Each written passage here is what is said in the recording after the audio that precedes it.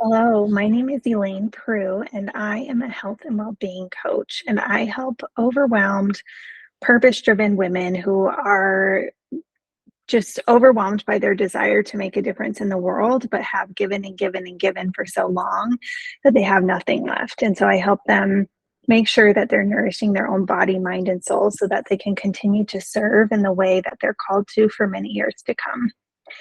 So today, I'm so grateful and honored that you're choosing to spend this little pocket of your day with me. And we're going to talk about the busy person's guide to following through 5 steps to finally make those healthy habits stick.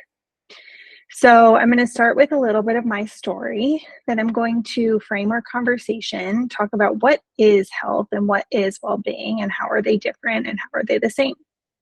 Then we're going to go over some critical lessons in health and well-being. And finally, I'll share with you the 5 steps to follow through. So this presentation is going to be interactive. The first half will be a little bit more of me talking, and then the second half, I'm going to give you some work to actually do. And so after each step, I encourage you to pause the video and actually take the time to do the work that I'm sharing, because it's really going to help set you up for success. So my story. I was a purpose-driven teacher for 5 years. When I became a teacher, I was so committed to making an impact in the education system. I wanted to solve the socioeconomic and racial opportunity gap that exists in public education in America. And I gave my all, working 14-hour days and completely neglecting my own physical, emotional, and spiritual needs.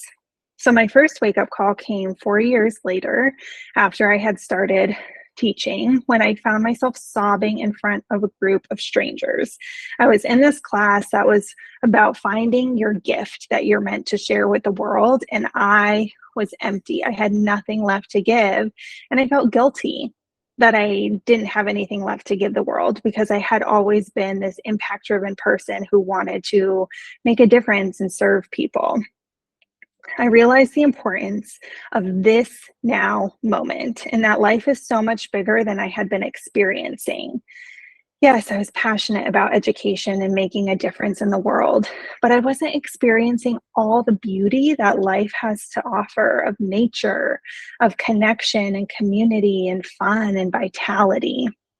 I wanted to live well now and appreciate every facet of life for as many years to come.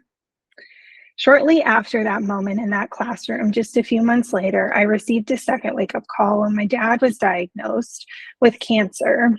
And for the first time, I was faced with mortality so close to home.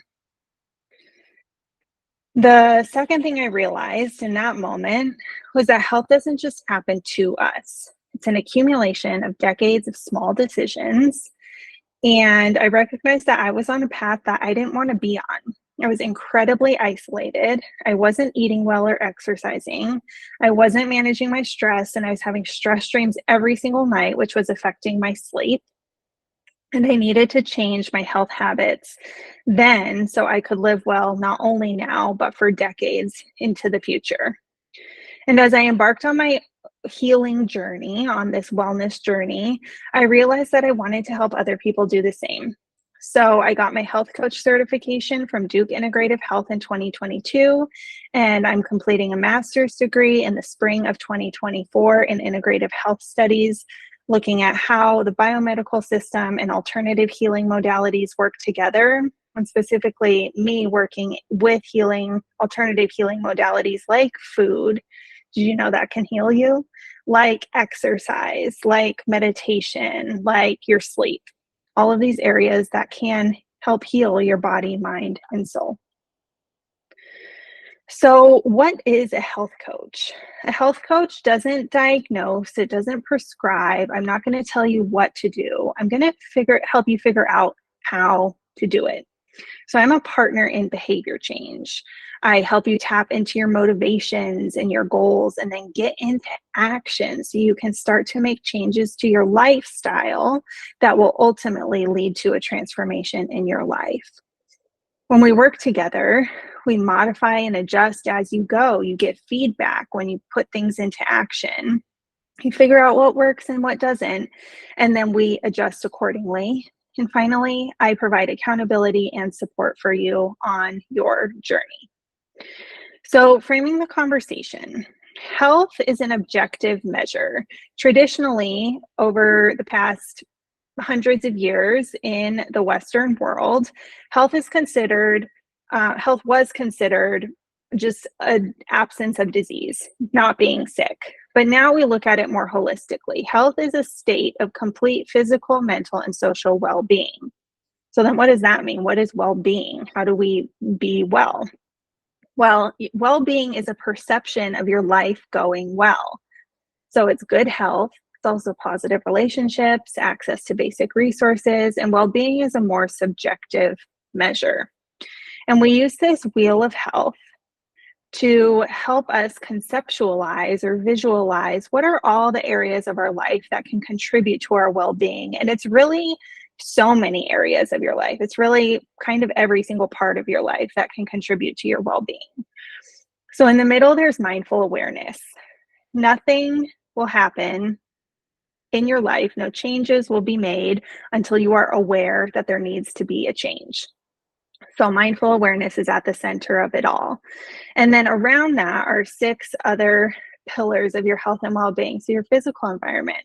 Where do you work? Where do you live? Where do you spend your time? It's your home, it's your office, but it's also the air you're breathing and the water you're drinking and everything that impacts your physical, mental, emotional, and spiritual bodies. Then there's nutrition and lifestyle, which is probably a tenet of health that you automatically go to when you think of health and well-being, right? We also have physical exercise, which is another one that a lot of people think. Then there's sleep and rest, making sure that you're getting not only enough, but also quality sleep and rest. And rest doesn't just mean sleep. There are other types of rest too. Then there's fulfillment and purpose. Where do you find purpose in your life? That's an immense part of well-being that sometimes people don't always think about as impacting their health. And then mental and emotional well-being. And finally, community kind of surrounds it all because who you spend your time with impacts your health and well-being and really impacts all of these behaviors and all the decisions that you're making. So, a few key lessons, kind of philosophies that I live by and work by, operate in, just so you kind of understand where I'm coming from in this conversation and where we're going. So, health is the thing that makes all other things possible. Without your health, you can't do a lot of things. And maybe you've seen this in your own body, in yourself, in your life, or maybe you've seen it in a loved one or a family friend that people become limited when they don't take care of themselves. So I encourage my clients not to think of health as just another thing I have to do, another thing to put on my plate. No, no, no. Like health is the foundation of everything else you're doing. And so it has to be a priority. Health and wellness is a lifelong journey. So you're not just dieting for 3 months to lose the weight and then stop, right? That's ultimately, if you want to lose the weight, great, go for it. And then, maybe gain it back. We've all been there, right? But if you want to live well, if you want to transform your lifestyle, then you're going to be wanting to adopt habits that you can sustain for your entire life. It's a lifelong journey. You are the expert on your health and well-being. I would argue that you have 85 to 90% of the knowledge that you need to transform your life. And so as a coach, I help to kind of bring that out in you to help you know and find where that information is stored in your mind. But you're the expert on your health and life. And so you get to take that expertise and put it into practice to transform your lifestyle and your life. You have to change your life if you want your life to change. No one can do it for you, and nothing is going to change if you don't change something. Choosing health means not choosing something else. A lot of people will say, oh, lose 20 pounds. You see these like tabloids and articles in the magazines, lose 20 pounds without changing what you eat, without exercising, get a six pack without doing any sit-ups. And it's just not realistic. You're going to have to let go of certain things to allow new experiences to come into your life. Knowledge doesn't apply itself. You have to apply it. You have the tools. If knowledge applied itself and just made things happen, I would have a six pack. I would have no insecurities. I would have a $1 million business. It's just not really how it works, right? We have to take action. So you can learn, but eventually you got to start putting things into place in your life. Putting others before yourself is selfish. To say, oh, I just need to take care of this. Oh, I need to stay late at work, so I'm not going to exercise. Oh, I had to make dinner for my kids, so I couldn't get in a good meal. Oh, there's always going to be something else. But then what happens when you put others before yourself over and over and over and over again? Eventually, you end up physically unwell, mentally unwell. You can't show up for the people that you love. That is the selfish act. And it's actually a lot harder to put yourself first than to put others first.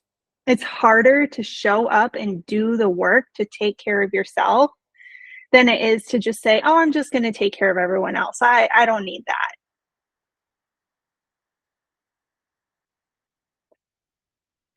Waiting for motivation will leave you stuck. Motivation does not sustain over the long term. You're not always going to be motivated. And so if you're just waiting for those small bursts of motivation to do something, you're never going to make lasting changes. You have to get into action and the motivation will follow. You cannot heal in the same situation that got you sick. So this kind of goes back to choosing health means letting go of something else. You're going to have to change your circumstances a little bit, whether that's the people that you spend time with, whether that's the physical environment you're spending time in, whether that's all the commitments that you have, if it's your lack of boundaries, something is going to have to change in your life in order to create a more conducive environment for healing and living in well-being. And finally, you are the only one who can do it for you. No one's going to do it for you. We all have our own ish to work out, right? And so I have to take care of myself. You have to take care of yourself. No one's going to do it for you. And when you're ready to do it, here's what's next. The 5 steps to lasting behavior change. Even if you're busy, even if you're unmotivated, these steps can help you get into action and start to transform your lifestyle with more health supporting behaviors, which will then transform your life. So the first step is to create a vision for optimal health. And to create a vision for optimal health, you're going to reflect on these 5 questions. We create a vision in order to know where we're going. We have to know the destination before we can figure out the path to get there, right? So thinking 5 years, 10 years, 20 years into the future, what does optimal health look like to you? How do you want to experience your life? And so question 1, what is your vision of a vibrant, healthy you at this point in your life? 2, what matters most in your life and health? 3, what does optimal health and well-being make possible in all areas of your life? 4, what do you see as the key choices and behaviors that support your optimal health? And what are you doing? Which of those behaviors are you doing and which are you not doing? And 5, what impacts your health the most for the better? So you can use that wheel of health to help you visualize or think about all the different areas of your health and well-being, and what does optimal health look like in each of those areas, and how does it all come together to help you live a life that you just feel so full in. So you can pause the video here and then come back for step 2. Step 2 is to set a goal. So there are 2 types of goals that people will set. There's outcome-oriented goals and process-oriented goals. Outcome-oriented goals are focused on an outcome, like I want to lose 20 pounds or I want to sleep 8 hours a night. So outcome-oriented goals are not really helpful because they focus on where you want to be, an outcome that you want, but they don't give you any kind of guide to what you need to be doing to get there. So instead of, I want to lose 20 pounds, the goal isn't really to lose the weight, I'm going to assume. The goal is to feel comfortable in your skin, to feel comfortable in your clothes, to be able to move around without discomfort, without pain, to be able to get up and down off the floor with your child or your grandchild or your niece or your nephew. So, for example, if you decide you want to lose weight and you set the goal, I'm going to lose 20 pounds. So you stop drinking alcohol and you start exercising and you start eating better, but the scale isn't budging. Does that mean that you've failed? No, not if your goal is ultimately to live in optimal health, because you're adopting these health supporting behaviors that are making you healthier, even if the scale doesn't reflect it. Our bodies sometimes just need time to release and move things around and let go before the scale will start to move. And so using that number as your only guidepost for whether or not you're making progress is not helpful. With sleep, what if you're shutting off screens 2 hours before bed and in bed by 10 every night, but then sometimes you lay awake for hours and you can't fall asleep, and so you don't get your 8 hours? Are you a failure? Have you failed at your goal? I wouldn't say so. If your goal was sleep 8 hours every night, yeah. But if your goal is to live in optimal health, to be experiencing more well-being, then you have done well, because your goal isn't necessarily to sleep 8 hours. Your goal is to feel more energized, to be getting enough quality sleep. Maybe you don't need 8 hours of sleep. Maybe you need 7 hours. Maybe you need 9 hours. And so giving yourself the latitude to set yourself up for optimal sleep and then seeing how much you need, what supports you, is really the goal that we want to focus on. So instead of setting goals based on an outcome, we set goals based on a process. Process-oriented goals are goals that focus on the actions you commit to doing so you can live out your optimal vision of health that you hold. You can only control what you do in order to get to that desired outcome. You can't control the outcome. We know this about life, right? You can't control what happens. You can only control what you do. And so we focus our goals on the process. What are we going to do? What are the lifestyle habits that we're going to adopt so that we can live with a little bit more well-being? So some examples would be, I'll exercise 5 times a week. I'll only drink 1 glass of wine. I'll eat a vegetable with every meal. I'll complete an hour-long nightly wind-down routine before bed. All of those goals are completely within your control, and they focus on what you'll do over time in order to live out your vision for optimal health. So in addition to making sure that we're setting process-oriented goals, we want to make sure that our goals are SMART. So SMART goals are specific, measurable, actionable, realistic, and time-bound. We want to make sure that when we get to our deadline, which is the time-bound, we can determine based on our goal whether or not we were successful. So that I'll exercise 5 times a week is measurable because I can count how many times did I exercise. It's maybe could be a little more specific. What types of exercise do you want to be doing? Do you want to be doing cardio? Do you want to be doing strength training or flexibility or meditative movement?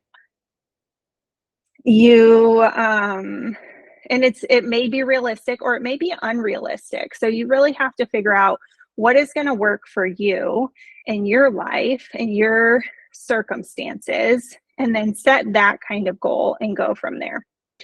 So now I encourage you to pause the video again and create a goal for yourself that's process oriented and smart, and then come back for step 3.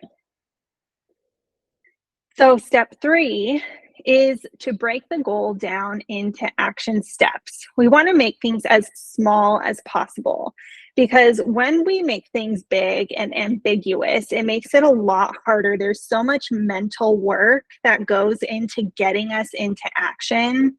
And the more you can break it down ahead of time to get yourself ready to get into action, the easier it's going to be when the moment comes and you're just like, I have to do it. I don't have to think about it. I don't have to figure it out. I'm just going to do it. So, an example would be with going to the gym, wanting to start a habit to go to the gym. Seems like, okay, that's not too complicated. Maybe you've done it before in the past. So, you're going to start to go to the gym. But going to the gym, there are actually a ton of steps that go into that to get you ready to go to the gym. So if you say, I'm going to go to the gym 5 times in the next week, but you haven't done any of the groundwork, I can almost guarantee you that you will not make it to day 5. So what are some small steps that you would come up with for going to the gym? It might be researching gyms. It might be making some calls and asking to do a tour of the gyms.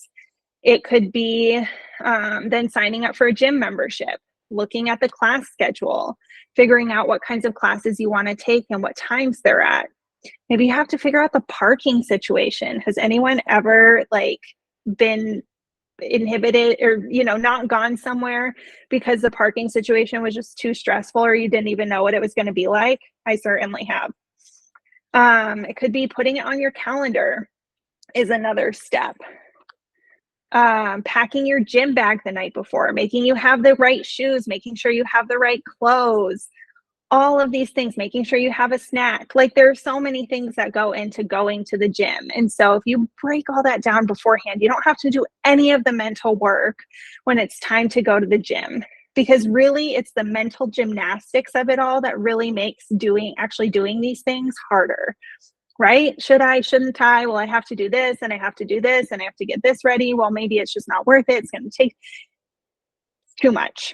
So we break it down ahead of time. So then when it's time to take that one step, research some gyms. You look in Apple Maps, you pull up gyms in your area, you make a list. We come up with all of that ahead of time, and it just makes it so much easier. So now you're going to pause the video again, and you're going to take your goal and you're going to break it into as many action steps as you can. I would say set a timer for 5 minutes and keep writing. What else do you have to do? What else do you have to do?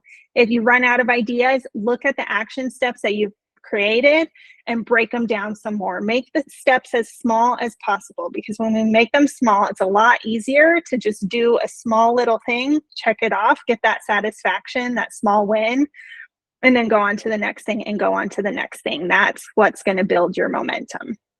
All right, so pause the video, do that, and I'll see you back here for step 4. So step 4 is about developing accountability. And this is going to be, we're going to talk about self-accountability, and then step 5 is going to be partnered accountability. So accountability is just about following through. What we've been talking about, the busy person's guide to following through. You have to figure out what you're going to do, and then you have to figure out how are you going to make sure that you actually do it. So a few of the things, some strategies, and then just some things to be aware of when you're developing self-accountability. You have to overcome these limiting beliefs and practice affirmations, more positive, empowering beliefs that can get you into action. Because a lot, 90%, I would say, maybe not that much, but so much of what we do or don't do, it all starts in our mind. There's so little out in the world that actually makes us or prevents us from doing things. And so you have to be aware of what's happening up here before you can get out into the world and start doing it. Find a mentor, someone you want to emulate, someone who can support you, who's willing to give you advice, or a coach or a therapist or whatever kind of support that you need.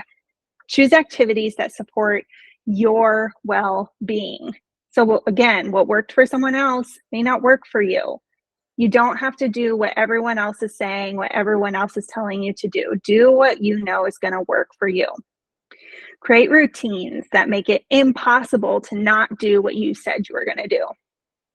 You have to manage your time. You have to track your progress. That way you can see how much you've improved. That's a really motivating factor. And then continue to reconnect to your motivation. And your motivation is that optimal vision of health that you created. And for accountability partners, you want to make sure that if you're working with an accountability partner, a few things are going on in that relationship. You want to make sure it's mutually beneficial. So you're both kind of on a similar level and you're supporting each other. It's not one person who's a little bit more advanced or farther along, helping to kind of pull the other person along. You want to make sure you're at a similar level because that's going to make sure that both of you are getting something out of the relationship. You want to make sure that you're connecting regularly, whether that's daily or weekly or biweekly or monthly. It doesn't really matter. You got to figure out what works for you in the relationship, but you need to be connecting regularly. That's going to help you stay accountable to your goals. Maybe you want to create a partnership agreement. You come up with parameters around your connections, like if you're meeting on Zoom or in person.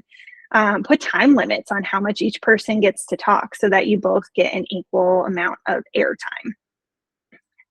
And the most important thing to remember is that even if you have an accountability partner, you are still responsible for yourself. No one else can do it for you. You have to do it for yourself. So those are the 5 steps to lasting behavior change. Create a vision, set a goal, break down the goal into action steps, hold yourself accountable, and then find an accountability partner. And even when you have those steps, you have this, it's the whole system. That's it. It's still really hard to follow through because the 3 pillars of any successful behavior change, any successful endeavor that you go on in your life is having the information, having a system, and then having the support and accountability. And so now you have the system. I told you you have like 90% of the information you need, but you have the support and an accountability that's going to help you actually follow through, actually make this transformation in your life. Even when you're busy, even when you have a million things going on, when you're serving everyone else, taking care of everyone else, how can you make sure that you take care of yourself?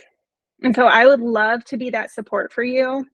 If that's something you're interested in, check out my programs. And if not, I encourage you, still use this system. Use these steps to help you get into action and start to change your lifestyle little by little. It's not big. We're not making big changes. Small steps that can lead to really big results. One of my favorite quotes is small steps. Shoot, now I can't even remember. Small steps will take you to the top of Mount Everest, the tallest mountain in the world. You just have to keep taking them. And so I wish you well. I hope to connect with you. And I am so grateful again for you spending this time with me. I wish you all the best.